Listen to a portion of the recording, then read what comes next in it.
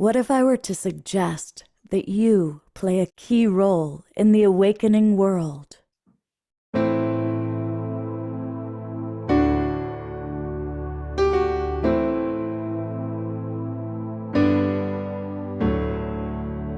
that you are watching this because you have heard the call.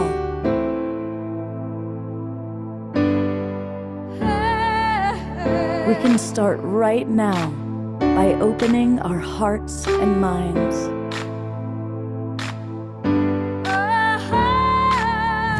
Welcome to the awakening world.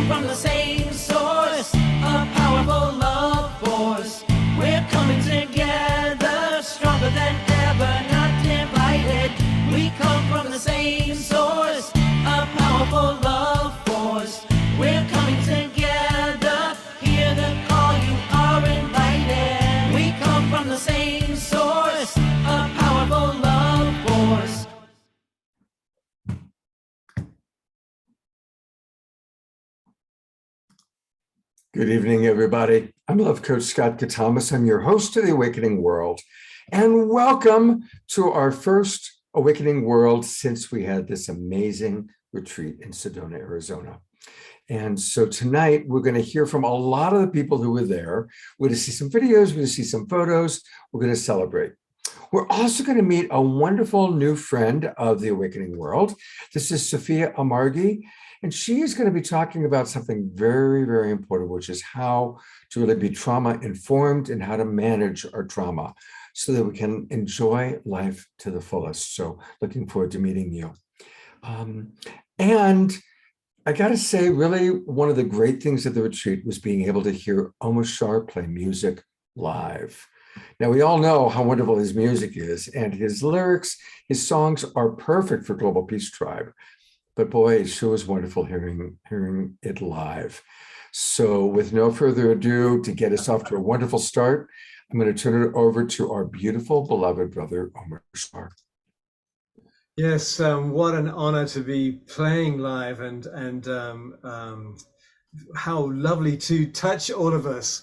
I think I hugged probably everybody at least 5 or 6 or 7 or 8 or 9 or 20,000 times. How glorious is that? And so we're going to start with a song called "The One I Am," and it's basically the one we are, right? And so I'm going to switch over to this one.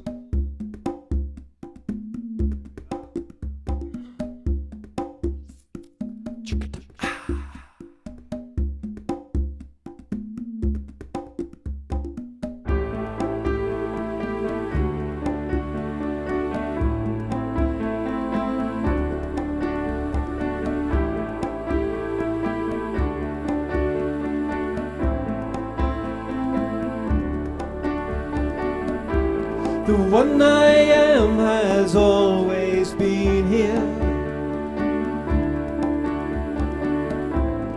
whispering songs of life and love. Come with knowing our day draws nearer. Come with joy and endless love.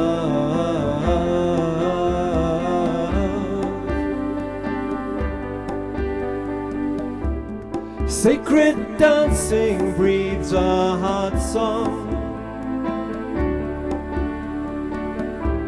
and silent yearning keeps alive. A union blessed before beginning, preordained beyond all time. Let Julia in. Each step I take is one step closer to you. A joyous stride into the new. Each breath I breathe takes me inside your heart. Now I remember how to feel, and I remember how to fly. You know, the workshop they had in Sedona. And when I am I'm sure that's where it is. fly, Wayne didn't start. I am that I am, open to our sacred merger, shedding tears of divine bliss. Every movement tells a story,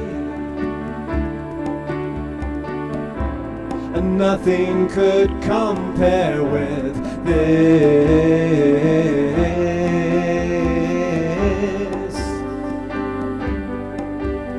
So, here in fullest understanding, and breathing light through every word, our lives become so undemanding, and finally see finally heard.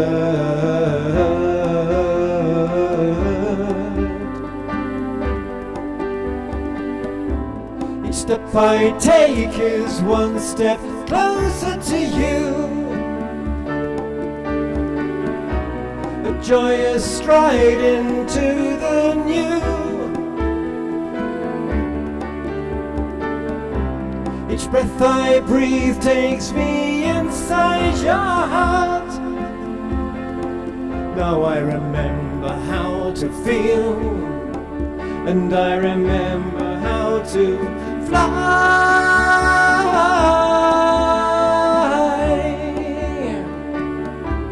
The one I am, fly. I am that I am, the one I am. I am that I am, the one I am. I am that I am.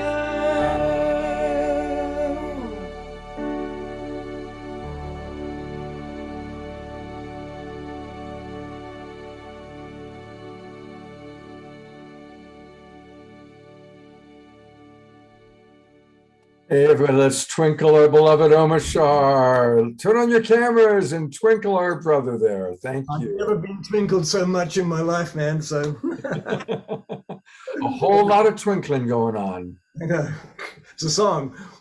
Exactly. It's what Led Zeppelin originally wrote, "Whole Lot of Twinkling," but they didn't. They did exactly that. Hey, we can support Omashar by going to his Bandcamp and buying his albums, and he's going to be adding new ones. So make sure you follow this man.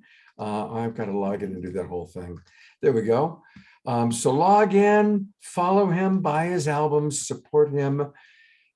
Omashar, since so much tonight, we are going to be talking about the retreat. What stood out for you? What were some of your high points? My high point really was the connection, the feeling I got from being amongst us all, because this Zoom format is absolutely brilliant. And when we touched and when we connected, I just felt so, it was like a full cycle.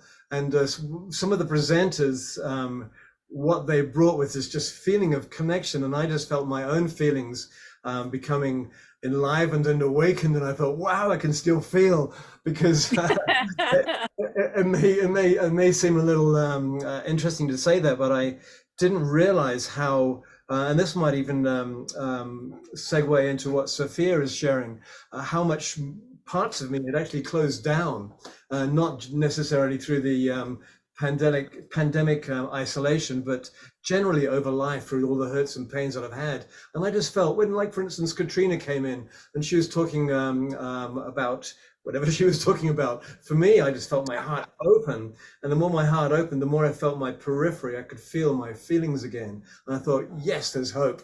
And I hadn't lost hope. I realized that there was more hope to have. And I'm really happy because it's like, wow, this is just going to continue. And the more we feel, the more we can communicate clearly. And so that's my thing for this moment, Scott. Beautiful. Thank you. You know, I got so excited about getting to your music that I forgot to do what I normally do, which is to invite everybody who's watching on Facebook to join us. So hello, everybody. You know, we're on over, or as many as 100 Facebook groups and pages because of the Sign Network. And starting tomorrow night, we're going to be on another new network. The Conscious Awakening Network is going to start carrying us tomorrow night. So we're continuing to grow and expand our reach, which is really fun. But if you are watching on Facebook, here's the deal. You want to join us live and you want to register. You want to be part of this amazing, beautiful Global Peace Tribe. And it's really easy to do that. Just go to globalpeacetribe.com, globalpeacetribe.com, and register. And when you register, you're going to get the links to all of our shows for the rest of this year. And we do 3 or 4 shows every week. It's rather remarkable, actually, with incredible guests. And we really balance it out with some of your favorite, you know, more famous people like Marianne Williamson. We'd have Marianne on a little bit tonight, not live, but a video that I did with her this morning. But we also like to introduce the next generation of amazing people, very much like Sophia, who you're going to meet in a few minutes. And every weekend we do a show Friday night, Saturday night, and Sunday. So for example, tomorrow night, we're going to be collaborating with the Illuminate Film Festival, meeting the people who run it and some of the directors of the remarkable groundbreaking films that are going to be premiering there this weekend. And then on Sunday, getting us ready for All Hallows Eve, the amazing Guinevere Bridge, who's coming to us as Goddess Hecate, who I did not know much about. Very interesting. And then the remarkable Oscar Miro Casada, all about being an urban shaman. So register, join us. You'll get the links to all of our shows, and you'll also get the replays. We send out on Monday all the recordings. So become part of our family. And you're going to meet some of our family tonight. It's going to be a very Global Peace Tribe show. And a huge part of the Global Peace Tribe and the person who helped put together this weekend of love is the great Tangela. Hey, welcome, Tangela. Hi, Scott. Hello, everyone. It's so great to be here with all of these beautiful faces. So many of us were able to be together in person this weekend, which was amazing, and I loved it. So, you know, welcome again to everyone who made it to Sedona, and then, of course, welcome to everyone tuning in, and you all were with us in spirit, of course. So same question I'm going to be asking most people. What are some of the things that stood out for you, Tangela?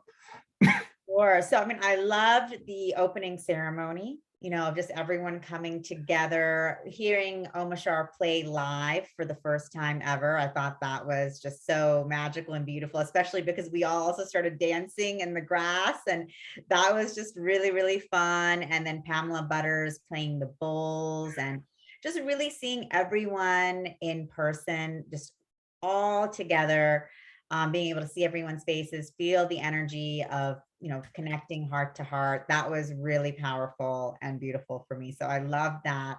And of course, I love the Super Conscious Music Festival, which is one of the many events happening the weekend. We had such a full weekend, including the Psychic Fair. And then, of course, you had Larissa Stowe's house blessing. But just being able to see everyone, again, all the Global Peace Tribe coming together to participate in the celebration of conscious and spiritual music of all different genres, and Omashar being able to kick that off for us, and really, like, you know, getting the crowd started, and then just everyone being able to share together with everything from Andrew and his country spirit rock to Demir getting us all dancing with the drums, and Miguel with the sitar player, so we just had such a beautiful diversity of music. And the whole time, we had so many of our Global Peace Tribe friends telling me, wow, like, it's amazing to see artists like this at all. These people should be famous. They should be out there. People need to hear this kind of music. And that's really why I had created the festival, because this is the first step in us just really bringing this heart-centered music out into the world. So I was just so grateful to have all of you guys there with us together in this beautiful celebration. So thank you so much. Well, thank you. And thank you for all that you did to make it happen, Tangela. And, for those of you who weren't there, because I don't want this to be a big FOMO party, right? Here's the good news. It was such a success this weekend. Like, you never know. As the guy who primarily put it together with Tangela and others, but, it was kind of my ass on the line. It's like such a success, and so many people had transformational experiences, and we'll hear from some of them. So I just want people to know the good news. We're going to do several more of these. Now that we know that people will come and that people really enjoy it and people have a great time, I'm looking at maybe doing one sooner than later, maybe down in San Diego, since it'll be winter time. So we'll want to be in a nice warm environment. And certainly in the spring, we'll do one on the East Coast in Asheville, North Carolina, my friend's retreat space, and maybe even in Hawaii. So it was a very, very good start for Global Peace Tribe events. But there are many ways we can still connect with each other. And Tangela is amazing. She and I both are crazy people, constantly doing these events. And she's got something very special starting tomorrow, and it's going to be all weekend. So I want to talk about that. But let's start by taking a look at a short video. What are your gifts? What do you desire for yourself? What do you envision for the entire planet? Immerse yourself into the Ascension of the Soul online 2-day conference. Explore your soul's purpose and experience deep connection to all that you are. A collaboration of luminaries here to support you in understanding and remembering your true potential. Brought to you by Soul Search and Portal to Ascension. Now is the time to awaken to our soul's gifts and abilities. Join us.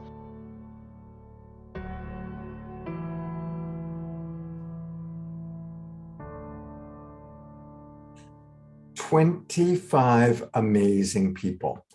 And I'm going to just bring up the poster briefly so you can see all the people that are part of this. Almost every one of these people has been on the Awakening World, some of them multiple times. They're all such world-class human beings, as well as remarkably talented people, all talking about what ascension really means. And this starts tomorrow morning, and it's all day tomorrow and all day Sunday. And Tangela, what do you want us to know about it? Sure. So thanks, Scott. So this is something that we put together, this 2-day online summit for the Ascension of the Soul, to bring together these 25 diverse practitioners, all to speak about different perspectives of ascension. As we know, we're going through this incredible awakening period right now, and it affects us as individuals and humanity in so many different ways. And so this is a 2-day deep dive, getting incredible downloads from all of our amazing soul search healers, including Scott Catamas here, who will be speaking about managing our animal bodies during ascension, which is fantastic. But we'll be hearing from Raquel and the evolution of humanity during ascension, Melissa Fike talking about quantum manifestation, the Akashic records during the ascension, Deva Vidya talking about the dark night of the soul and coming into the light during ascension. So many incredible speakers.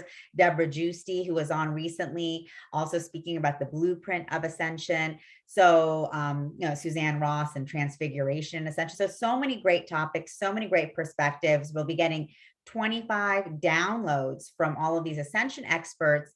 And it's really going to be a highly activating weekend. So we invite all of you guys to join us. It's completely free. So you can register online and you'll get free replay access for eternity. So even if you can't join us for the full 2 days straight. You can join us when you can, and just know that you can continue to check in and just watch the rest of it at your leisure. Or if there are certain activations or meditations that you found very powerful, you can tune into those as well. So we're just really excited to be hosting this event. We have hundreds of people registered to be attending, and we want you all to register too. It's going to be live on Zoom. We invite all of your Q&A during the talks as well and afterwards, and it's going to be great. So, we're really excited to be exploring ascension with all of you together. Beautiful. I was muted. So tomorrow we're putting the link in to where you can register, and a remarkable group of people. Again, I'm going to go one more time to the poster. And I'm just going to read the names of some of the people. So, of course, Deborah Giusti, who probably knows as much as anybody about ascension, because that's her main field of study. Joan of Angels, Raquel Spring, the amazing astrologer, who has become like all of our favorite astrologer. Carolyn Hauser, you saw her on The Awakening World last week. Melissa Fike, Alana Leone, the beautiful Tangela. I love that picture of you, Tangela. You look like an exotic gypsy dancer in that one. It's a great photo. Brandon Strabala, who's a really cool guy. Luana, who is our beautiful cosmic concierge. Lisa McCardle, Krista Collins, Lori Wheeler, Nicole. They're all going to be there. So over the next 2 days, definitely join us for the ascension of the soul. Thank you for putting that together, Tangela. My pleasure. I'm so excited for all of you to be joining us for this event. We love, we had this incredible in-person event last weekend, but there were so many people that could not come who are part of our Soul Search family and our Global Peace Tribe family. So we're excited about putting this together for everyone as well. Beautiful. And it's free. And it's free. Totally free. It's free. It's amazing. Tangela, I hope you can stick around, and we'll come back to you in a little bit. Sure. Thanks. And just want to give warning to all of our beloveds who were at the retreat. If I see your cameras on, I may call upon you. So be prepared, because I'm going to call on a few of you. And then we're going to hear from Sophia. And then we're going to do a little bit more Global Peace Tribe retreat. But let's start. You know what one of my highlights was? Mark Danisovsky, who's been a regular on coming to our shows from the beginning, really. We got to hear him play accordion, and it was wonderful hearing him play accordion. And our closing night party, we took over the entire patio of an Italian restaurant, and he played accordion. We celebrated Mandolin Reese's birthday, and also just a final night together. So I'm going to bring Mark on briefly. Hey, Mark. Hello. Your accordion and your playing and your energy was truly one of the highlights. I'm going to bring Omashar on too, because you and Omashar did a little duet. You guys played together. We certainly did. It was And fun. he taught me a thing or two. I got to be Omashar's sound man too, which was a lot of fun. It was a great trip. It's always something that I have missed in the last 2-3 years is collaborating with other musicians, and he is so sensitive. It was a brand new song for Mark, and we'd rehearsed it for about maybe 1 minute, and then it was showtime, and we just got on and jammed. It was beautiful. Thank you, Mark.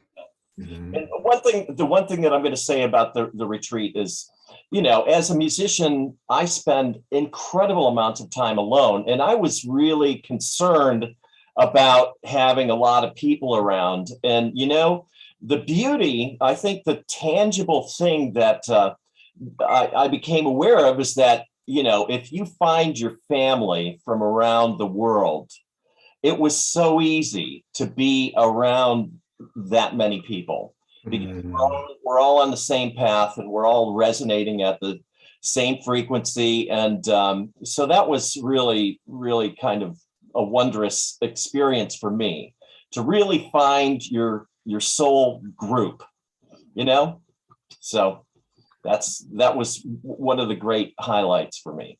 And thank you, because you brought the sound system that allowed us to, really all hear each other. And of course, most of all, to really enjoy Omashar's music. So thank you so much for bringing the sound system. That was really a blessing. It was an honor to give something back to you, Scott, after these 2.5, almost 3 years now of, it's crazy. Time just flew. Yeah. Well, thank you so much. So Thank you, Mark. All right, I'm going to go to some of our other friends that I see with us. Mark was just talking about how it ended up being so easy with us all getting along with each other.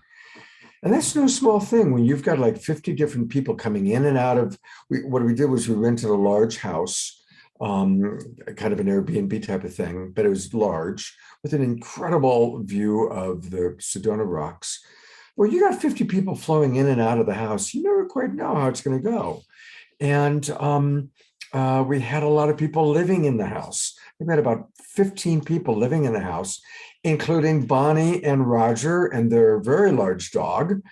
And we had Kiki in the house. And we had Scotty Satori in the house. And we had Karen Eisenberg in the house. And let's see, who else do I see here that was in the house? We had Atira was in the house. And what was amazing was all these people living in the same house, and you all got along so beautifully. And like I'd come in and you guys were making breakfast together, or you had food out for each other. And the dishes all got done, and nobody came to me and said, well, this person, not once. Not once. Everybody got along. And none of you knew each other than maybe seeing each other occasionally on Zoom. So I just really want to acknowledge the beauty of that. Talk about creating peace. You did it. You created peace for those 5 days together. So I'd love to hear from each of you a little bit of your memory, anything about the house, about the retreat. Maybe we'll start with Karen. And then Scotty. My gosh, it's such an honor. As Scott said, we just blended. I want to use the word bonded. We immediately, simultaneously bonded, and everything was done with such harmony. And I have to first chime in with Bonnie and Roger and their beautiful dog, Cindy. Every single morning, Bonnie was in the kitchen preparing breakfast for all 14 of us. And I would chime in and okay, Bonnie, what can I do to help? Or I would also make sure, I was helping to clean up and do the dishes. And Roger was just making sure that everything else, was going smoothly. And I'm not just pointing them out. Every single one of us was playing our part, even though we never sat down and said what that part was. To me, that's real bonding. And I bonded with each and every one of those 15 people, including myself, in the house. And those that came each day that weren't staying with us in the hacienda house. It didn't matter if they stayed there or not. But the big thing was those of us that did stay together really, really just were in sync amazingly. Yeah. And the house was situated in a beautiful area of Sedona. Right behind us were 3 huge rocks that Scott called temples. And they really were temples. And then at night, you know how it is when you're out in the dark and you can see nothing but the stars and the planets. Well, Jupiter was the closest planet to us, just shining down. And so we had all of that. And you always hear about the magic of Sedona. It was my first time to go, and that is no joke. It is such a powerful vortex place. And so we had that with us as well. And each and every luminary that I have met on the Zoom show in the last 3 years came to life for me that was there. And, you know how we all feel being together, you know, these 2.5, 3 years, how we've all bonded just up here, you know, but when we came together in person, it was magnified. It was like Tangela said, you know, my gosh, it was just amazing, you know, to see Omashar and hear him. It was so magnified, and Scotty and Kiki and Connie and everybody. I mean, I you know, the list just goes on. And all of you that didn't make it, you were totally in our hearts. And just know that, because you really realize more and more what an amazing, I know the word family has been coming up. I want to say also soul tribe. We are the Global Peace Soul Tribe. And it just feels so good to be together with our soul tribe. I'm changed. I am forever changed. I came home feeling different, and I've been acclimating over the last 2 days, because I feel like I had a transformation, and it is good. And thank you. I didn't mean to overtalk, but I am so moved. And thank you. You didn't overtalk at all. It was wonderful to hear from you. Absolutely wonderful. So let's go to Scotty Satori, and then we'll go to Atira. Oh, Karen, you said it all. That was so gorgeous. Yeah, it was the whole ride or drive back. It was just like, just sit back, drive, and just smile. And I'm still unpacking the whole event. It was, and just the teamwork. You know, we had a few situations come up. It was just how they're handled. You know, Scott, I just honor you, and everybody stood up as a team. And you know, I kind of just scouted the grounds and kept all that going. And what was so cool is I never found one piece of trash on the ground. It was just, everybody was such a team. Yeah, everybody just called the duty. Chairs in, chairs up. And Scott, just watching Scott move and groove back in the control room, coming out, talking, meditating, going back, answering to images. You are the master move and groover, Scott.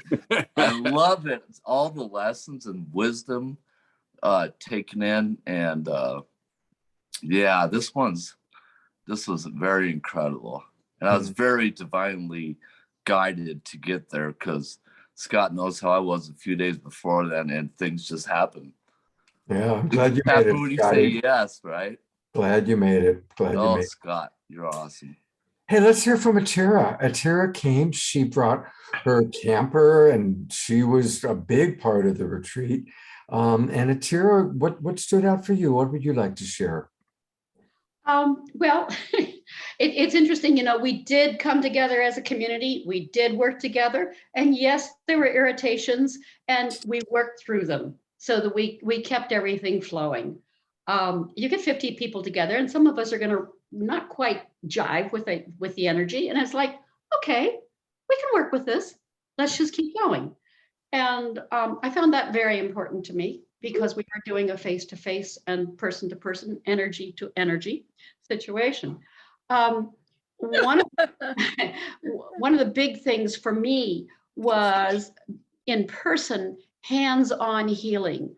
I must have done at least 3 or 4 healing sessions with different people, and their power, the energy that they pulled in from Sedona, and their own energy really had an effect on my body. And Jerry, oh my God, wild habit, Jerry, you are awesome. And what happened with the hike going up? Yes, we went up, we went to this marvelous cave. I was the oldest at 78, got up there, and you know what? The next day, nothing ached. A slight backache, and that was it. The hips, bone-on-bone hips worked, the knees worked, everything worked. And so thank you, healers, bringing together Bart, Adam, whoever else I might, oh, the young lady that was there for a short while. Wow. And I yeah. Yeah. Thank you. So those were the highlights. And then I actually stayed a day or two longer and had this incredible UFO event experience that just, my ending note is that by the time I left Thursday, my head was so full of energy that it felt like I had this, it wasn't a headache, but it was this huge, and it didn't dissipate until I passed about 50 miles south of Sedona, and then it started to dissipate. So what an energy place. If San Diego can match that, I'm for it. Thank you very much. Absolutely. I will go to you in a little bit, Jerry. I still want to hear from a couple more of the house people. And then we're going to talk to Jerry and learn all about the caves and what happened in the caves. But let's hear from Kiki for a minute. Kiki was there. Hi, Kiki. Hey. Oh, can you hear me? We can. Okay. What would you like to share? Well, I would like to share that, I see you all on Zoom, but when I got there, I felt like I had already known everyone. I feel like it was a soul connection, definitely. So that's where I say a soul tribe. It was amazing. And you'd asked me, like at my birthday thing, was there one other thing, was finding love. Well, a partner love, that's whenever the universe brings that in. But I found love of a family in this whole group. It was just so touching how we all connected. And it was very moving, very moving. I'm glad you're saying that, Kiki. And I just want to say that whether you were at the retreat or not, this is a family. This is a tribe. That's what we're called. We are the Global Peace Tribe. And we are going to continue to grow together. We're going to continue to evolve together. We're going to continue to support each other. We're going to support, whether it's supporting Tangila's latest offering, because she does like one a week, or whether it's Scott's crazy things or the patches, that we're going to all be using probably. We're supporting each other. We are a tribe. And, thank you for pointing to that, Kiki. Thank you. I want to go to Bonnie and Roger. I think they're the other people that were in the house. I'll see if there's anybody I've missed, but hey, Bonnie and Roger. I know. Hi. And it's kind of strange to see you without Cindy. Cindy was always within a few feet. So, Yep. Anything you want to share about your time with them? I can't say enough about that everybody else has shared. It was such an honor. Community, the people there, it's just so moving. A tribe, community, soul connection with everybody. It touched us deeply. I feel that I felt from the beginning that I was being reunited with family that I haven't seen for a long time.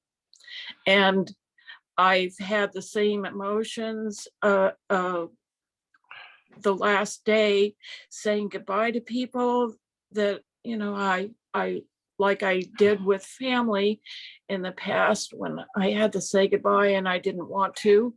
I don't want to say goodbye, and I'm not going to, because you've got us. You've got us on the bus, and we're in for the long haul. Thank you so much. And your tears are just the highlight of my day, to see those beautiful tears, Roger. And it's helpful because I tell you, the hardest part for me at the retreat was when I had to ask everyone to leave. We were supposed to be out of the house at 10. I knew we could get away with 11. And it's now 11:30 and nobody wants to leave. And I was like the one having to say, come on, everybody out of the pool. Yeah, it was. It was hard. We stayed that extra day, and we actually made it up onto the whatever it was up on build that little plateau with watching everybody dancing, and I have to agree with Atira about the healing helping me up the hill, because I don't think without Jerry and Adam's healing and the patches that Ken and Bart and Beamy have shared, Bart have shared with us. I think the combination of those healings helped me up the hill where I probably wouldn't have made it otherwise. I really didn't want to. The quarter-mile climb. I really didn't want to leave all of you. No. Yeah. So just so you kind of know, I'll give you a visual. This is the following day after the end of the official retreat. There was a big dance, kind of a new moon equinox event. And a lot of our Global Peace Tribers met and went up for it. And there it is. There's some of them are. You've seen some of them tonight. We're going to go to Connie Baxter Marlowe in a moment. Connie and Andrew, of course, were there. Deborah Giusti, and several others. Mary Beth, Luana, Gio. I'm actually staying in Gio's house right now. Sam. So it's really quite wonderful. So that's one of the many pictures of our group together. So Roger, Bonnie, thank you for your tears. Thank you for being there. We have a forever friendship. Absolutely. Oh, thank you. Thank you so much. Yeah, thank you for your tears. That just we support just whatever you want. Yeah. We're on the bus, train, whatever you want to call it. Oh, thank you, Roger. Thank you. Well, Connie has been outside. She didn't stay at the house, but she was certainly a big part of the retreat. Hi, Connie. Welcome. Hi, Scott and everyone. It's wonderful to be together again here. Now, just like I associate Cindy, the dog, being with Roger and Bonnie, where's your partner? Where's Andrew? Well, he's right here. He's napping, taking it easy right Oh, here. okay. We're in the van, so it's not that easy to get two people on the phone. With that Sedona background, you fooled me for a minute. I thought, wow, she's in daylight Sedona, even though I'm in nighttime Sedona. But it was such a treat being a presenter there. All the presenters so wove such a tapestry for this ascension, for this time on the planet. So I just want to laud you, Scott, for putting that tapestry together of ideas for people's growth. And it was an honor for us to be included. Mm-hmm. And what a treat it was to be part of the house. What a brilliant idea to have not only people staying at the house together, but having the event there at that house, so that everyone got to feel like they were home. Yeah. So it was brilliantly orchestrated, Scott. And just everything you do is just of such a high quality. And it was just wonderful to meet you in person and to sense your humanity. Thank you. Thank you. It's just really beautiful to be with you all. So thanks so much. It was just fun sharing our dance of souls in the trust frequency to add to people's progress on this ascension path. So that's the amazing book. I just went to get it because I've been looking at it. This is the book that Connie and Andrew wrote, and we've talked about it, but it's great to get a copy. I'm staying with Gio. He's already halfway through it. And today he kept going on and on and on, telling me what an amazing book this is. I have not had a chance to do more than scan through it. But congratulations on sharing all about the dance of souls and the trust frequency, and being we had about 20 presenters over the time. And thank you for being one of the presenters that people really, everybody, I think we enjoyed everybody. But I know that we really enjoyed what you and Andrew had to offer. So thank you so much. One of the other things that took place throughout the weekend was healing. There was the emotional healing of actually being in community again. and meeting our soul family or meeting new members of our soul family. But there's also a lot of physical healing that happened. Bart and a fellow Adam that Tangela brought in did healings, and a lot of people had remarkable experiences. And I do want to say there's like these little patches. I've got one on the back of my neck right now. I've been using them, called the X39 by LifeWave, and they're amazing. And we did a show about this maybe a month ago, and I'm going to do another one soon because so many people are having really good experiences.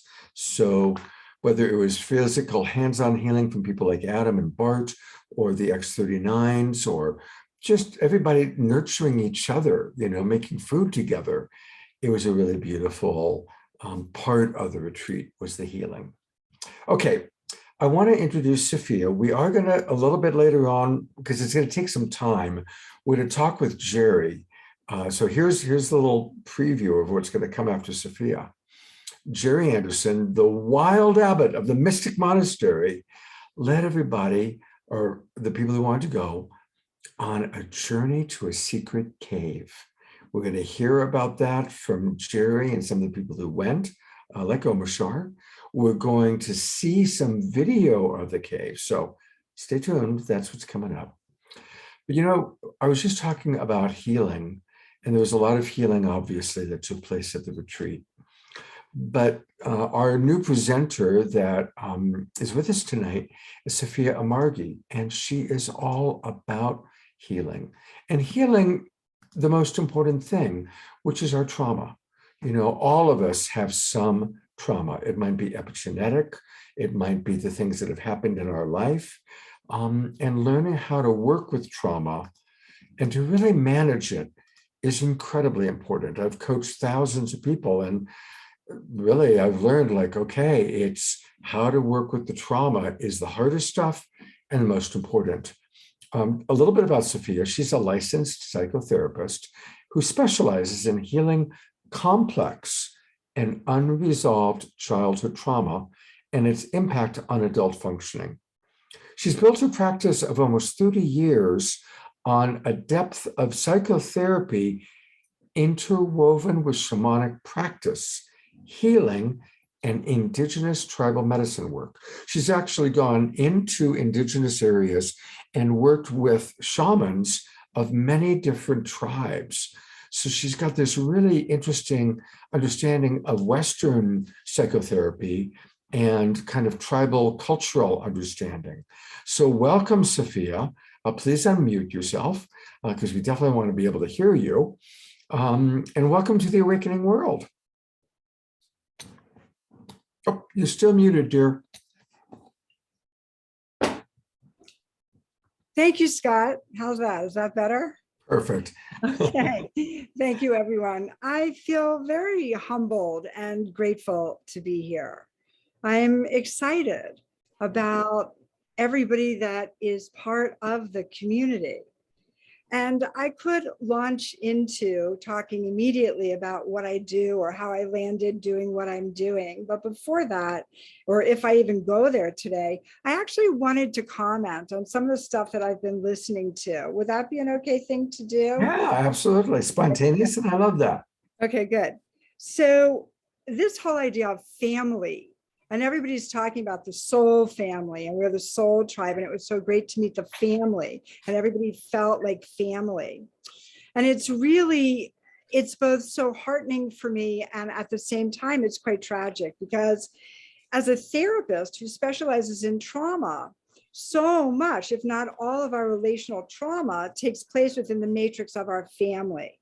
Mm-hmm. Eric Erickson, one of my great heroes, talks about how the first and earliest wounds that happen between 0 and 5 years old.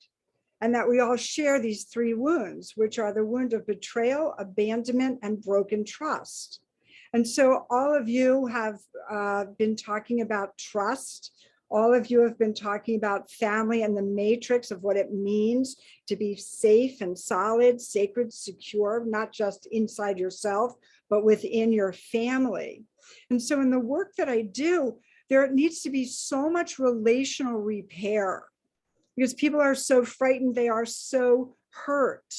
And I drew a little picture as you guys were talking. I'm so sorry I missed it because the retreat sounds amazing. Can you see this? And my apologies for, not preparing this in a more. Yes, pull it back just a teeny bit. Pull it back just a little bit. Yeah, stop. Now we see it perfectly. Okay, so we all in our radiant heart want to connect with everybody else from our radiant heart to their radiant heart. But problematically, we get hurt, right? So if this is the truth of us, our eternal truth, and this is our eternal and radiant heart, we get hurt. So we build a line of defense, and we get hurt again, and we build a line of defense, and we go into story, and story becomes limiting belief. And we have hundreds and thousands of stories that are attached to traumatic events. And so by the time we end up meeting another person, we're meeting at the edge of our defenses, and we meet them at the edge of theirs. And so part of what I'm working with is unwinding people trauma by trauma, story by story, belief by belief, so that what we end up with is this deeper truth, this I.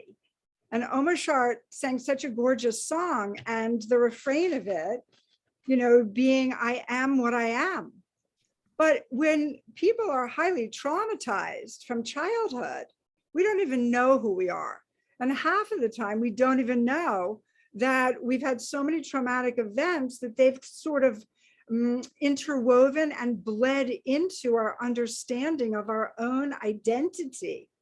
And so we're living this false, this constructed self, trauma-driven, trauma-defined, trauma-identified. And part of what I'm doing with people is to help them unwind from all of it. And it's kind of a big production to really go all the way in to these core wounds and these negative narratives and negative beliefs about oneself that are attached to all of these original wounds. And so really noticing how everybody's been speaking about safety and trust, where if the three original wounds are betrayal, abandonment, and broken trust, I'm hearing so much repair. I'm hearing so much radiant and sovereign heart selves. And it's so beautiful to me. The people that I work with are trying to manipulate and control and oftentimes fight with or against the flow of life. And in my understanding, we are supposed to surrender into the flow of life. I mean, that's the portal to all abundant things. And so this idea of being in flow for the weekend, people that never met each other before, everybody, living inside of the house and being in flow and in harmony and in balance.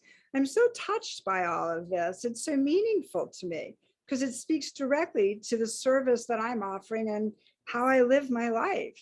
And so the healing of connection, the healing of movement, music, hands-on, psychologically being with other like-minded people and feeling seen and seeing, I'm just loving it. And it's hitting all of these notes, that I come across in the converse on a daily basis, where things are not in flow, where surrender is not safe, where pushing against instead of flowing with has been pretty much the name of the game for 50 years sometimes for people, this not understanding the deeper truth, that you're valuable, lovable, and worthy, and that is simply so. That's always the place that I'm wanting to get to with each and every person I am helping.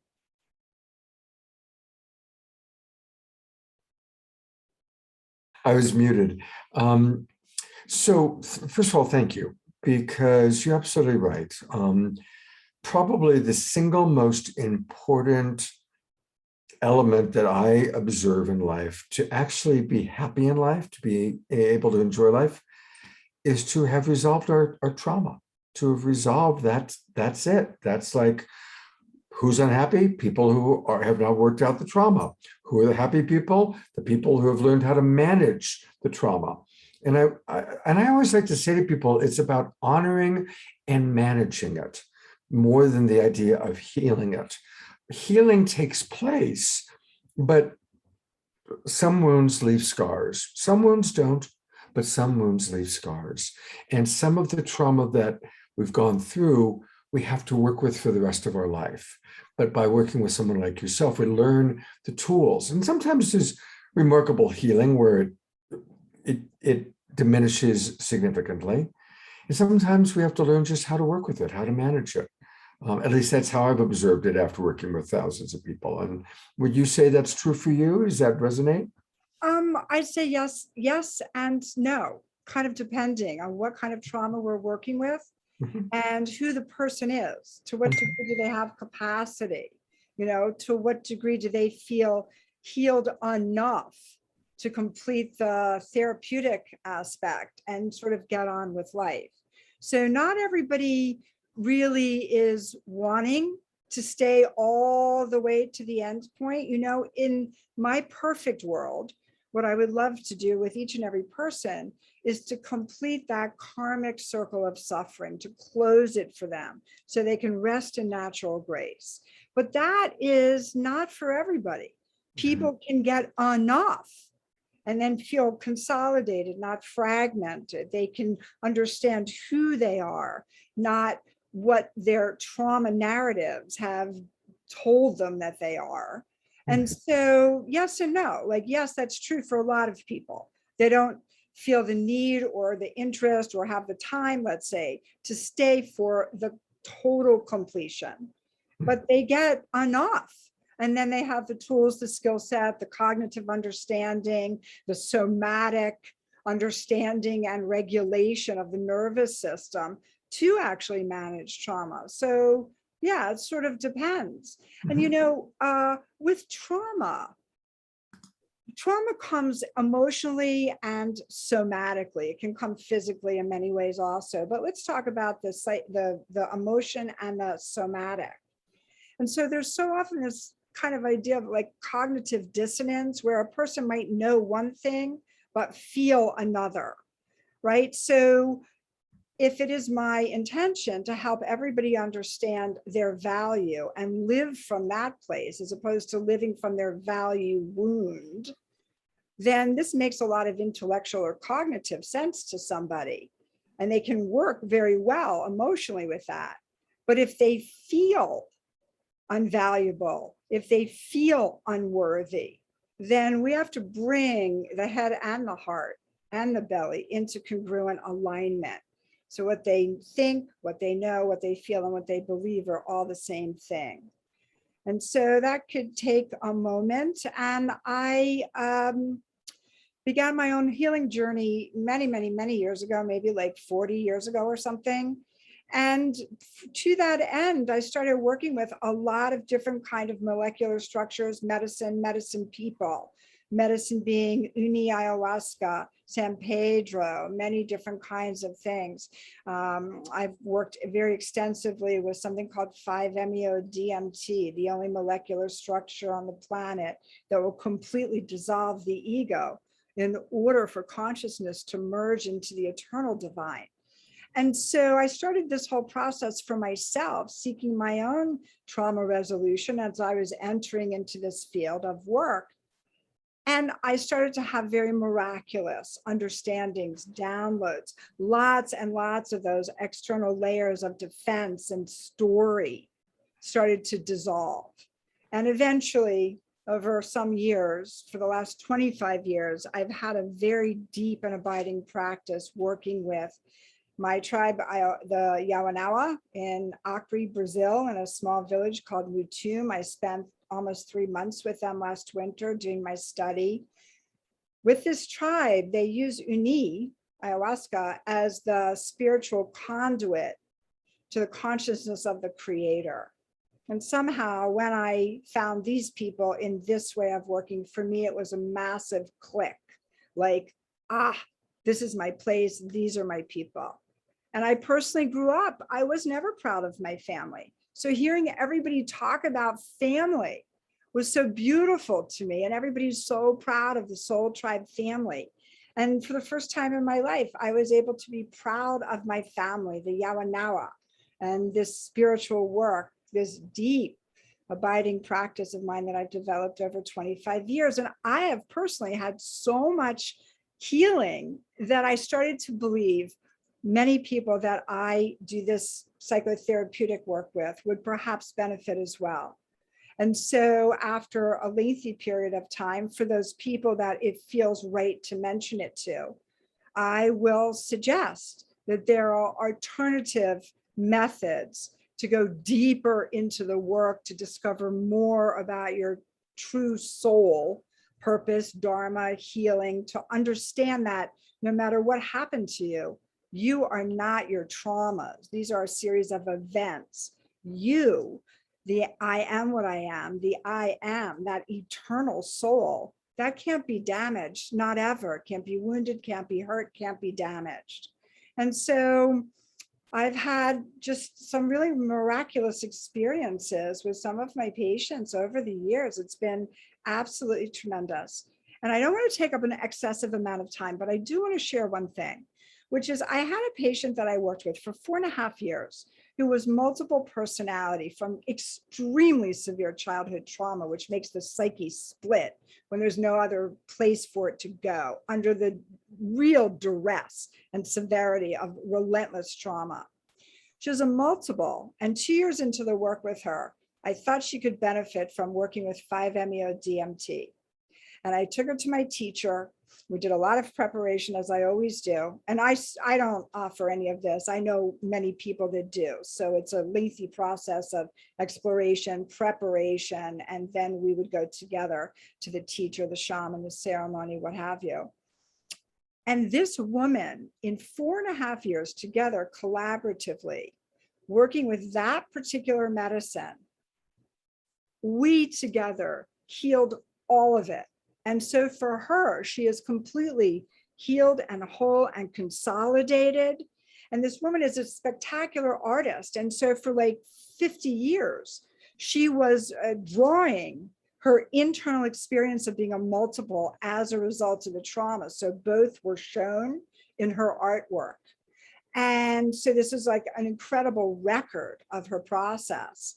And I believe very strongly that her collaboration, my collaboration, and this particular medicine helped to consolidate and heal what previously had been something absolutely unhealable. It's a piece of work that I'm tremendously proud of. It was very important, and I wanted to share it with you. So thank you.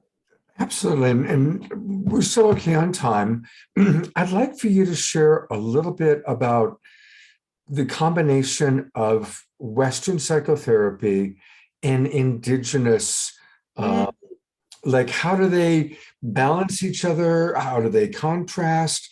Tell us about the juxtaposition of those two approaches. Oh, thank you so much for asking that. Now, I was fortunate over the summer, there was a 4-day event in Big Bear where there were, I don't know, many, and maybe like 35 indigenous healers from all over the world, medicine people from Hawaii, from the Brazilian rainforest, from Peru, from Mexico, from Colombia. These are all the elders who held the wisdom of their tribes. And they came, and there's just a lot of lecture and discussion and process groups, etc. It's really very beautiful. And one of the things that's so often talked about among these wisdom elders, holders of the wisdom, is that in the West, in our wounds, we typically want to dominate the natural world. But indigenous people want to join with the natural world. The Yawanawas see themselves as the guardians of the rainforest, recognizing that this doesn't belong to anybody, but needs to be valued and protected, and this is sacred to them. And so this idea of what you eat has everything to do with your mental health and how you are in relationship to the natural world. How much time you spend in nature has everything to do with your mental health. And this sort of like idea that connecting to the natural world is where the healing lives. Those that are disconnected, that are always in the cities, that have no opportunity to go in nature, usually present with a lot of emotional illnesses. And there was one man there, his name is Benki, and he is part of a tribe called the Huni Queen.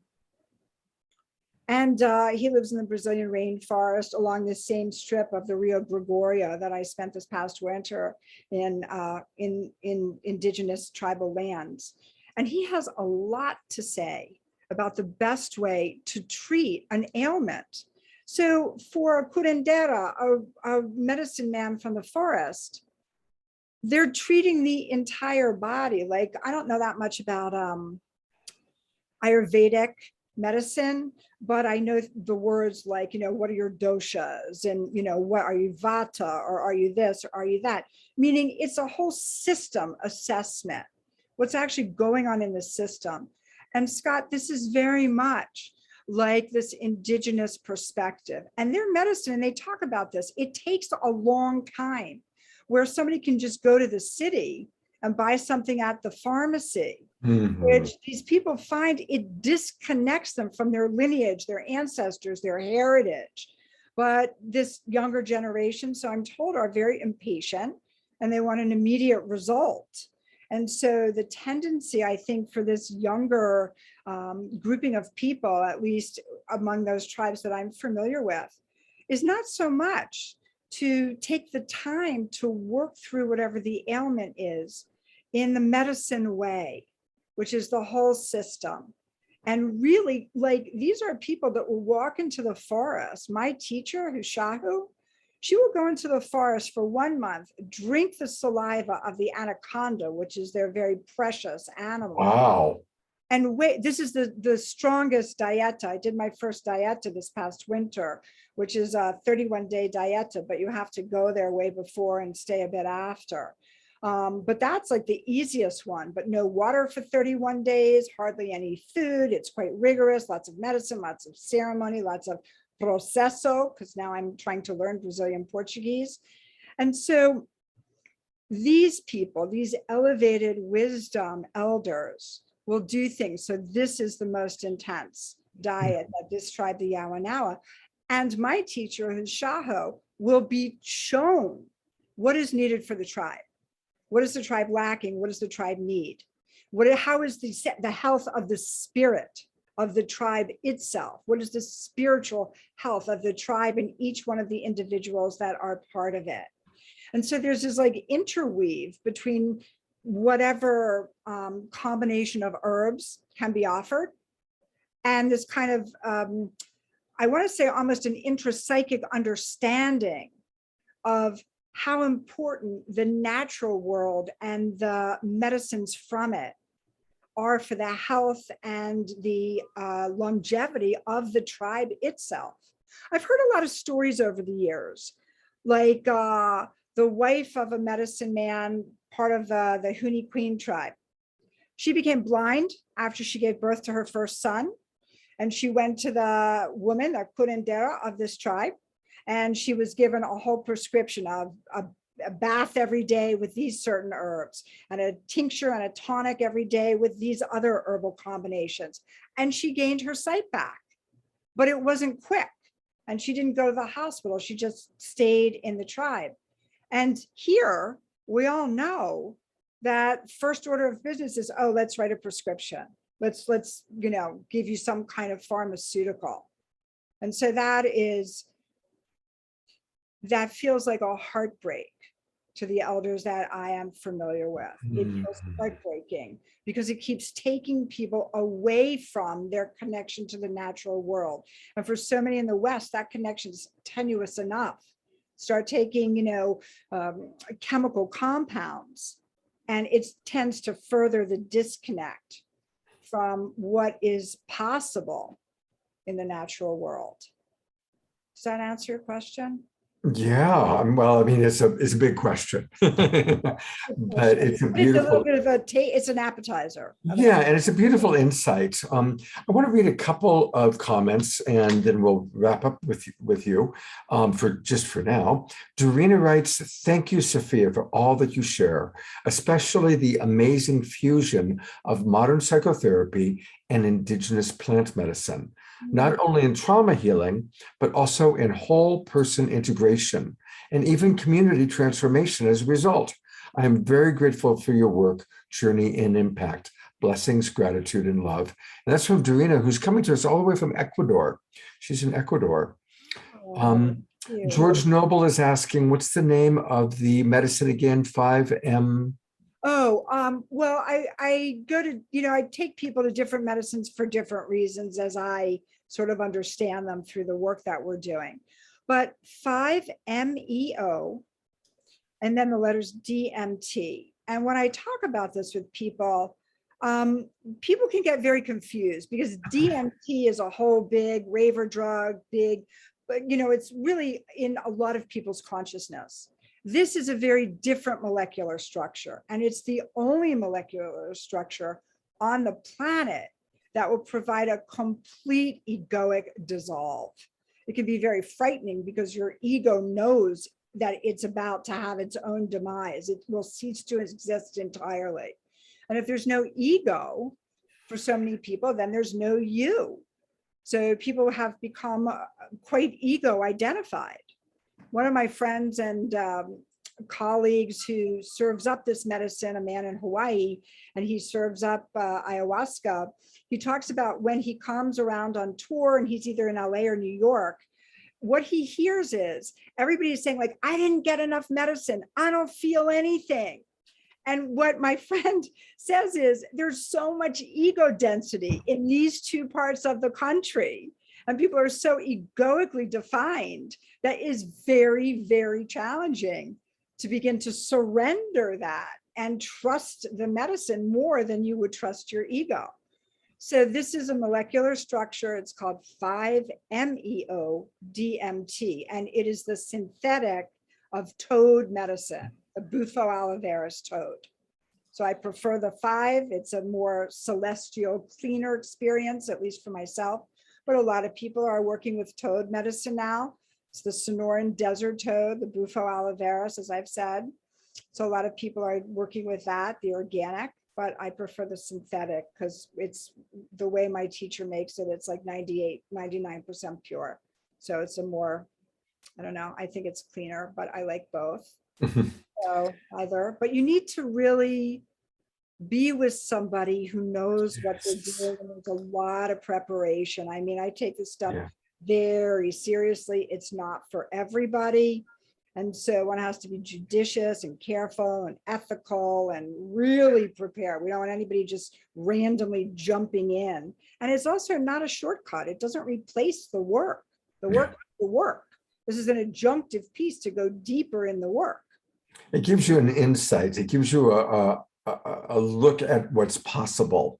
But there's a lot of work that needs to be done. And yes, don't try this at home, kids, without a coach, without the right person, without the right preparation, because it's serious. Sophia, you've been awesome, as I knew you would be. I've put into the chat box how people can get a hold of you, but I also want to go to your website. And it's a beautiful website, by the way. It needs to be updated, I think, but thank you. At least half the people on this show usually say that. I think all of us are like, our websites are never complete. We're always wanting to add more, but it's her last name, Amargi therapy.com, AMARGI therapy.com. Psychotherapist specializing in healing unresolved childhood trauma and its impact on adult functioning. And I really want to encourage people to work with Sophia. And you can schedule a consultation. Are your consultations free? Yeah, free 30 minutes. And I don't take any insurance. Wow. Well, that's very cool that you do a free 30-minute consultation. So I really want to encourage, be courageous. I know some of the people watching right now are going, God, I need that help, but I don't know. Whatever your little mind is telling you, know that's that ego that she was talking about that is afraid it's going to suffer somehow. And it won't, actually. It just needs to be given new marching orders. I don't believe in ego death. I think we need to have an ego, just like we need to have a heart and lungs and other organs. But we need to make sure that our ego is in alignment with our higher self, with our true self. That, I like to think of the ego as a faithful dog. And a good faithful dog does what the master wants it to do, and together they have a great time, versus a crazy dog that just leads a less. I agree with you. And so the way that I say this is that my ego is my ally, but I am not my ego. Meaning I know that I am, you are, we all are a fractal of source eternal itself. That is the deepest truth of all things. That is simply what I believe. So I know this for me, and everybody else can believe and know what they believe and know. But for me, through the work that I've done personally, I have come to understand that I am, as we all are, I believe, a fractal of source eternal itself. And if that is so, I would just be like a radiant puddle on the floor without my ego. I couldn't find a parking space. I couldn't pay a bill. I couldn't get anything done. So for me, I see my ego as my ally, but it is not my identity. And this exercise of the 5, which is not so much an ego death, it's the dissolve into what we're all imagining and believing is actually there. We feel it, we experience it, we believe it. And so to have that is an amazing experience. It's transcendent. So contact Sophia to have the experience. Thank you, Sophia, for being with us. Thank you for your enthusiasm over our Global Peace Tribe. And I'd love to have you on the show again. Thank you. Thank you all.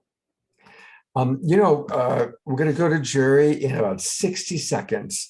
But since we just kind of talked about plant medicine and indigenous wisdom, I just want to do a little quick promo for this Sunday's show, the show that we're going to do on Sunday, because it's almost like a follow-up to what Sophia was talking about. We're going to have Guinevere Bridge coming back on, appearing as Goddess Hecate. And she's all about death, but also rebirth and life and nature. And then Oscar Miro Quesada, who has just written a book about shamanism and how all of us can take shamanic practices and apply them in our lives. So it's kind of like a perfect second step. And Sophia, if you can join us on Sunday, join us. I'll bring you on camera because I think you'd really enjoy interacting with them. Yeah? Are you available? Yeah, I was excited to find out about that. Thank you. Cool. Okay, so I'll make sure you have the link and definitely come join us. It'll be a really interesting conversation. All right. You have seen him dancing. You have sometimes heard him speak about the mystic monastery. Here he is, the wild abbot, Jerry.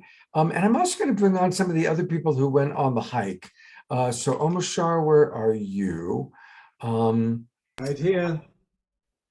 I'll go to gallery view. If you went on the hike and you want to join us, wave your hands wildly right now so I can see you in gallery view. So who else went on the hike and wants to? Atira, okie doke. 11 of us made it to the top of the mountain. Yeah, Which is very cool. The other 15 didn't. And one last time I'm on gallery view. Anybody else who went on the hike? Anybody else? Christine and Damien? No. Yes. Okay. There we go. Jerry, I've got your 3 videos downloaded. I'll put this spotlight on Jerry for right now. Come over here, baby. But remember to be muted if you're not speaking, okay? Oh, I'm sorry. I apologize. Not a problem. It's good to have you with us. So I'm going to remove the spotlights for right now. I'll go back to speaker view. And Jerry, tell us a little bit about this incredible magical cave that you led us to. Or Well, led I some of would us to. like to say a couple of things. I had met Scott in person last August, but we wasn't on the show. Oh my gosh, he does so much work. And those people who got the live stream, oh my gosh, Scott worked his tail off to make that happen. It was amazing to see how many things he can coordinate at one time. Well, thank you, Jerry. We've been talking about the ego, and I heard a cool thing last week. The guy said we can have our ego edging God out, or we could have an Iggy, I-G-I. He says that's when you invite grace in. I thought that was a really nice. I love that one. Flip. Yes. And Invite grace in. That's beautiful. yes, and I wanted to say a little bit about what you were saying about combining the indigenous wisdom with what we call ecclesiastic or monastic wisdom, is that our monastery is the first monastery in the world, in all of history, that has combined monastic and indigenous medicine together.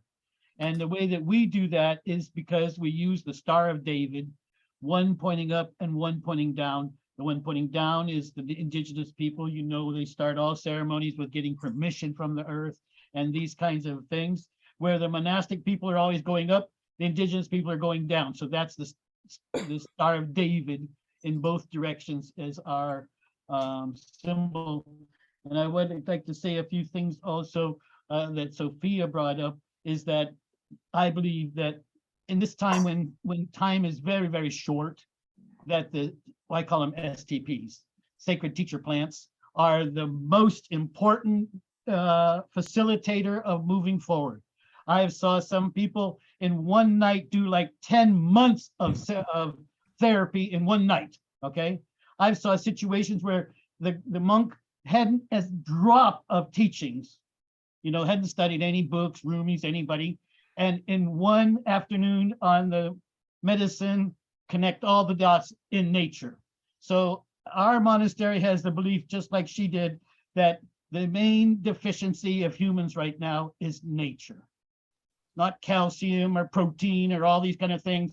It's nature that has really affected us so dramatically. And yes, we are also very connected to the Yamana tribe, because we use the hape that they make here in Pennsylvania and all over Peru and Puerto Rico and so forth. So we relate very close with the Yamana tribe. In fact, a young man who I got to know before he was even born is now the princess of the Yamana's husband. So we're kind of connected to that area.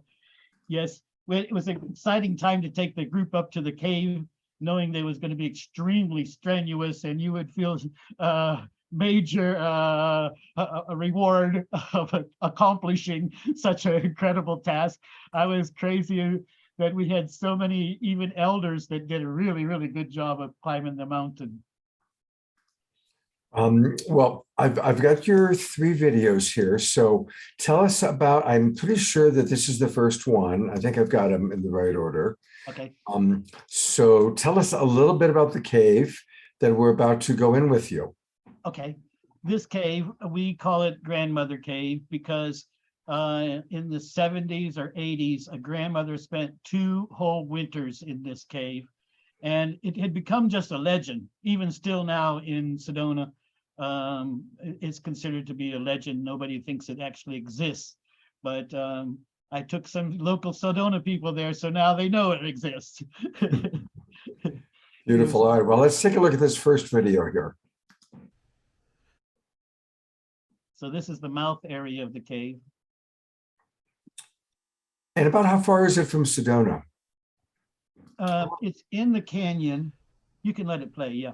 It's in the canyon of Oak Creek, going towards Flagstaff from Sedona, just before you go up the switchbacks into the Flagstaff area.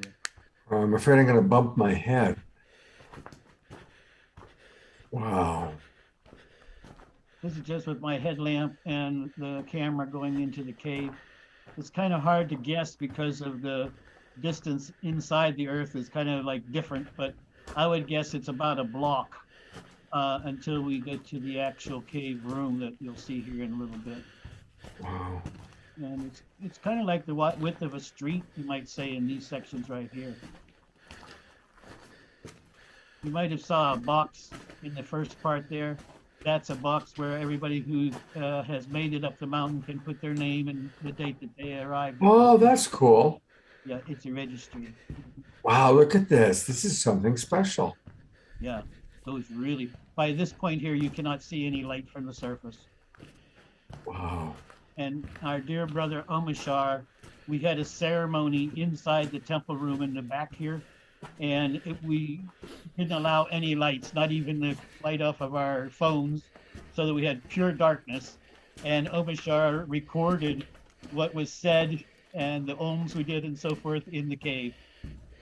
I have that video as well, which we might play.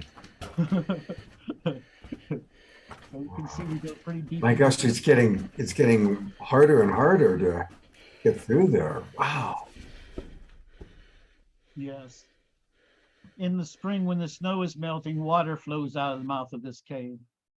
All right, so that's the end of the first video. I've brought Omashar on too. Omashar, anything you want to add so far to this journey? When we were in the master cave, let's say, one of the master caves, because I believe there's several behind the master cave that we went into, to be able to open your eyes and it's completely black, and to have no EMFs, no interference from any outside electrical source. My body just completely relaxed and just went to the baseline ground zero. I could have spent a day or two in there because, you know, we got so used to 5G and 4G and every other G's around. And, you know, it puts your emotional body, your feeling body kind of on heightened alert. And so to go in there and experience that and experience the total blackness was an absolute blessing, Jerry. Thank you. Beautiful. And I'm going to bring Atira on if I can find her. There she is. Atira, anything you want to add?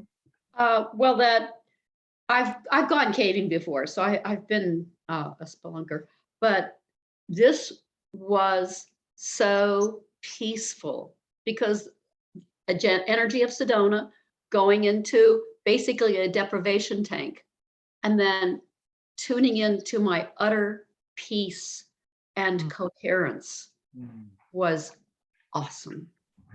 Beautiful. Okay, we'll hear from a couple of the others in a moment, but here's just a less than a minute.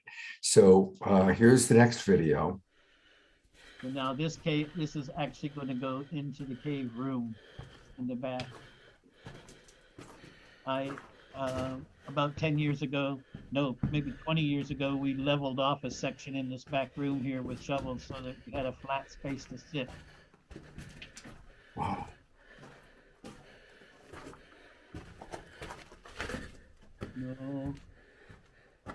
No, this is the video coming. Well, no, yep, nope. This is going into the cave room. There's a little tight spot right here that you have to kind of sit on this one rock and kind of spin yourself into the main. Sit on that. Wow. Rock. Yeah. You did a great job of filming this, Jerry. Oh, thank you. So this is the back room now. You can see this is the back wall up through here. This whole section here goes back further in that section, but this is the room that we did the ceremony in. Okay, and we'll see that in a moment. I'm going to bring on Christine and Damien. You were there, right? Anything you want to share? All right. Unmute. Okay, Kata, Yeah. do you want to share something, hon? It was absolutely magical. Like that was to go and experience such a feat. As soon as I heard Jerry was going to go to a cave, I mean, I looked at Christine and said, "We're going to the cave." And Jerry came back and had told the group, "Listen, this is a very advanced hike. Like you're going to have to literally hang off the side of a mountain, possibly grab trees to pull yourself up." And that was all absolutely true. Yeah. But it was, I mean, it was just, I can't even put it into words. It was just, and to get in there and to be in that silence with no interference from anything, just absolute darkness was just magical. Thank you, Jerry. Yeah, I've talked about it all week to everyone that will listen. It's been amazing. It was so great. My legs are still telling me about it. Yeah. Yeah, absolutely. All right, well, beautiful. All right, I'm going to go to our last video here. Now this one is coming back out of the cave, so you can get a little idea of it. Nope, this is still the back room. Yeah. Up in that section is where we leveled it off so we can sit. Okay, now we're going to go back out of this cave. And George asked how deep it was. It's hard to guess once you go in the earth, but it's like a block long. You'll see here how many twists and turns it takes before we get outside. Yes, and maybe I'll say another few things about the retreat. I really loved Wazoo. She was so alive. And Wowza, her wowza, Wazoo, yeah, yes, wowza, wowza. yeah, yeah, amazing, amazing being. Yes, Mm. and Connie and Andrew and Omashar was amazing. Well, I'm going to actually pause it then. And what I will do is I'll quickly go to the photograph. These are our intrepid global peace strivers that went on the walk to the cave. So I want to acknowledge and honor each and every one of you. And Atira, especially, that is impressive given, that you were the eldest. So I just really want to acknowledge the beauty of that. That's really very powerful, very powerful. Well, I'm going to kind of complete us. I was going to show the Marianne Williamson video, but I think I'll wait till tomorrow for that. But I thought it would be fun, Jerry, and I'm going to keep, actually, people can unmute. And if you're in about the photo that I'm showing, you may speak to it, okay? Because what I've got here is Sam Sparrow put together a whole grouping of photos. So I'm going to kind of go through it fairly quickly, and we'll kind of complete. So anybody is welcome to speak. Just try not to speak over each other, okay? So I'm removing all the spotlights. I'm going to go to gallery view, but then what I'm really going to do is I'm going to go to this photo album. So here we go. And this is little Mandy Reese, one of my dear friends who I invited. It was her birthday weekend. And of course, there she is with Paul Sterling. And she is the street angel. She goes in and does magical, spreads kindness. And this is the view from our backyard of where our retreat house, we called it the GPT Hacienda. There's Omashar in his glory. And this is Grandmother Blue Star, 93 years old, who joined us.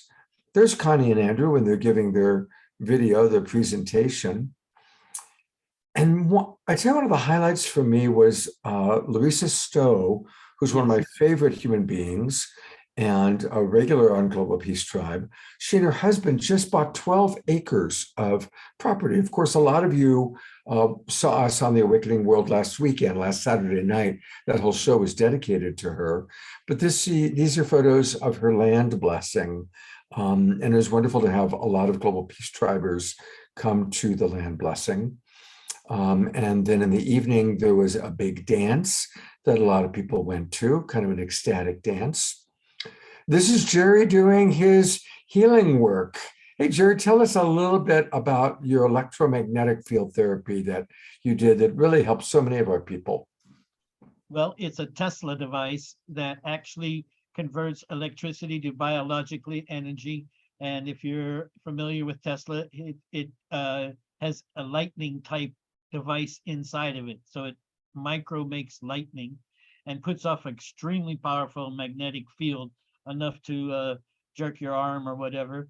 And the crazy thing is, it seems to always find where the pain, swelling, stiffness is coming from. Oh, well, thank you for sharing it with so many people.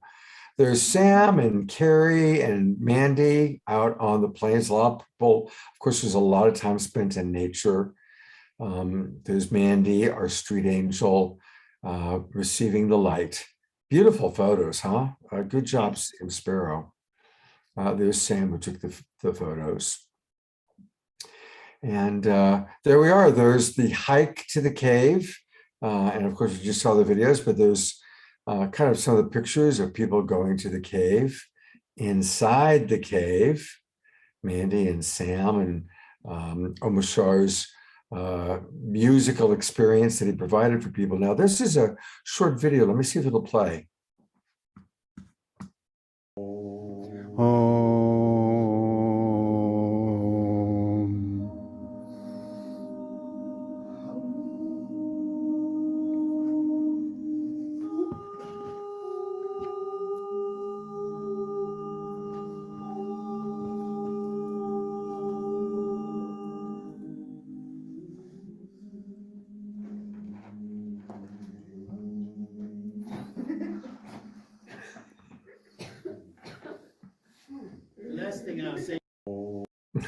Beautiful, beautiful.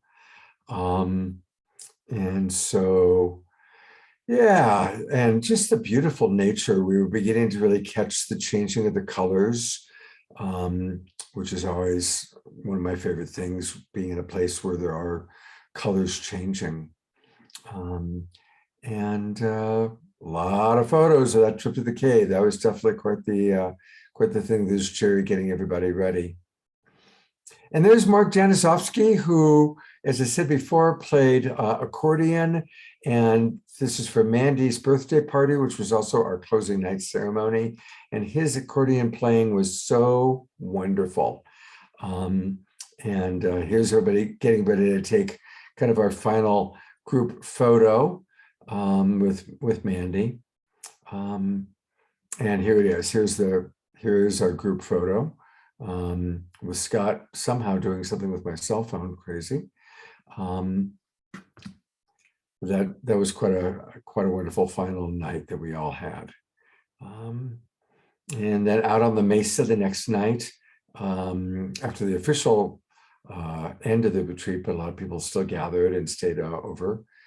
And there's our wonderful concierge, Luana, with somebody. I think that's Katrina, maybe. Yeah, it's Katrina playing with her.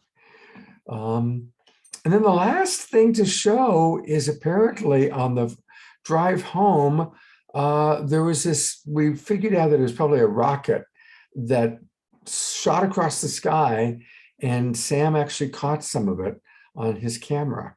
So not a UFO, but probably a rocket from Edwards Air Force Base.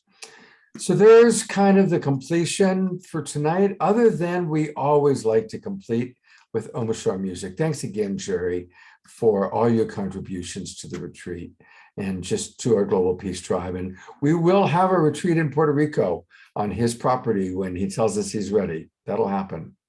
Omashar, what do you have to say and what do you have to sing? Well, all I have to say is now for something completely different, and actually it's not so different.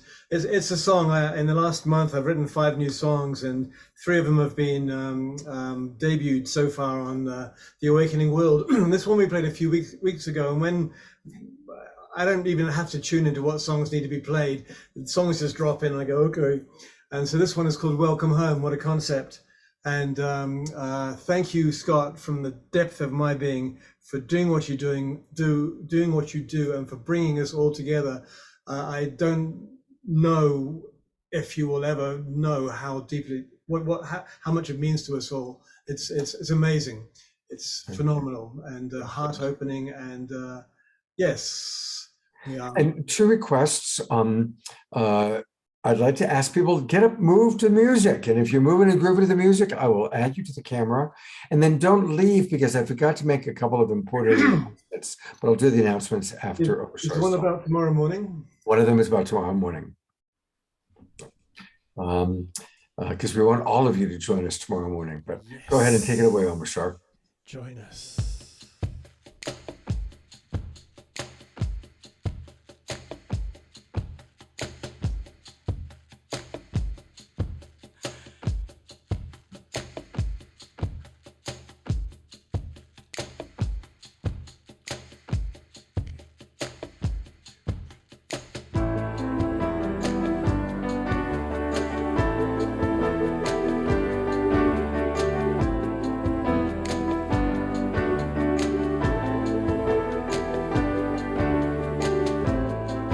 Let me shine a light inside, and I'll show you where your truth resides.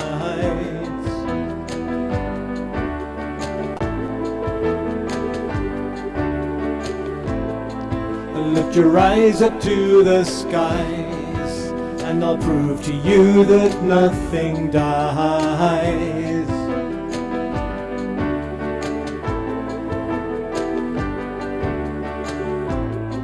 Together we will rise again and make amends for what we've done.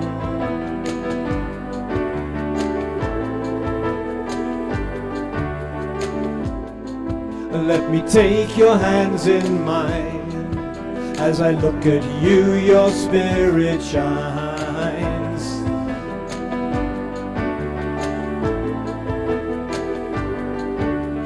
I know you hear me, so please do not fear me, 'cause I'm here to lift you, restore you to glory, and love you and hold you and be your victory. My child, I will welcome you home. Welcome you home.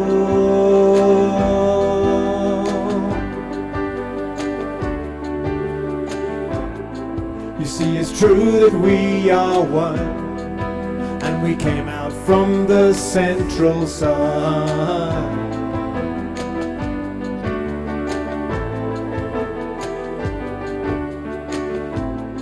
So when you take a different view and you dream awake, breathe out the new.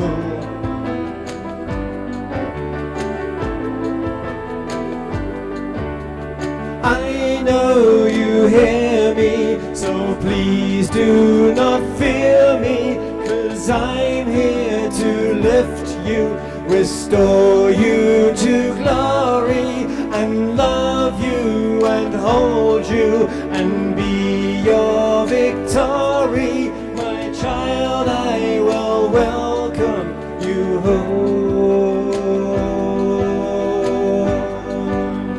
Welcome you home. Welcome you home.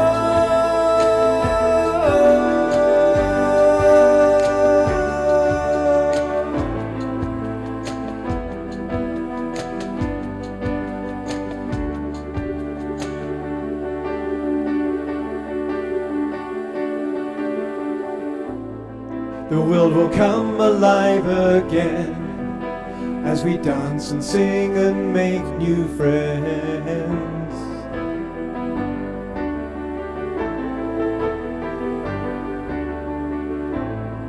Let me shine a light inside, and I'll show you where your truth resides.